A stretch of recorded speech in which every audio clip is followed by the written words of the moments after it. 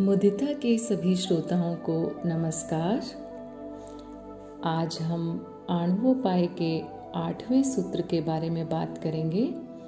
पिछले सूत्र में बताया गया कि आसक्ति पर विजय प्राप्त कर लेने से जीवन में आनंद और सहज ज्ञान का उदय होता है। अब देखते हैं कि इस सहज ज्ञान से, इस बोध से क्या होता है। तो यह 8वां सूत्र कहता है कि जागृत द्वितीय करह, अर्थात जागृति दूसरी किरण है। तो जागृति दूसरी किरण कैसे है? तो देखिए, पहली किरण वह होती है जब किसी व्यक्ति का जन्म होता है, जब वह संसार में आंखें खोलता है, और दूसरी किरण वह है जब वास्तव में उसकी आंखें खुलती हैं। और वास्तव में आंखें कब खुलती हैं? जब सहज ज्ञान का उदय होता है, तब वास्तविक जागरण होता है।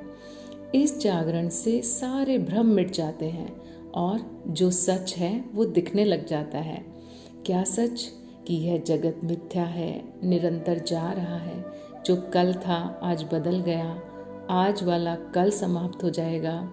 तो वह क्या है जो टिकाऊ है, जो आता जाता नहीं, और वह है मेरा सत्य स्वरूप, आत्मा, चैतन्य।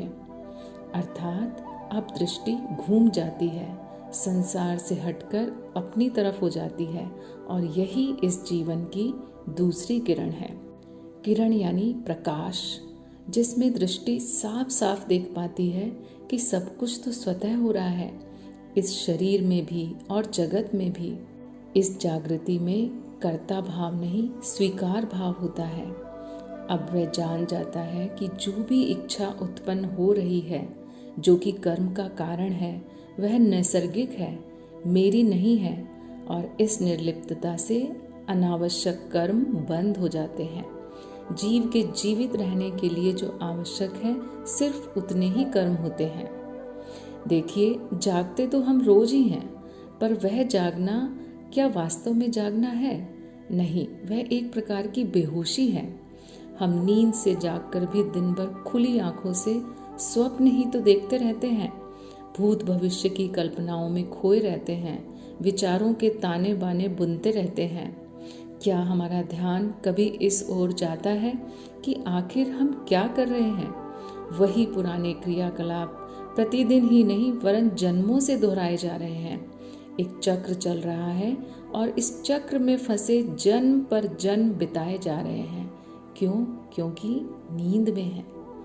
तो वास्तविक जागरण ज्ञान में जागना है, और तब साधक को असलियत पता चलती है कि वास्तव में मैं कौन हूँ, मेरे जन्म का उद्देश्य क्या है, यह संसार क्या है, संसार में चल रहा यह चक्र क्या है, संबंधों से लिप्त होना और संपत्ति संग्रह कहाँ तक उचित है, आदि आदि।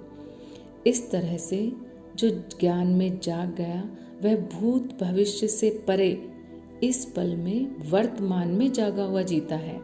उसे कोई संशय नहीं रहता कि क्या करने योग्य है और क्या नहीं। अब उसकी जीवन दृष्टि विस्तृत हो जाती है। आज के लिए इतना ही। कल हम दूसरे सूत्र पर चर्चा करेंगे। तब तक के लिए आप सभी को नमस्कार, धन्यवाद।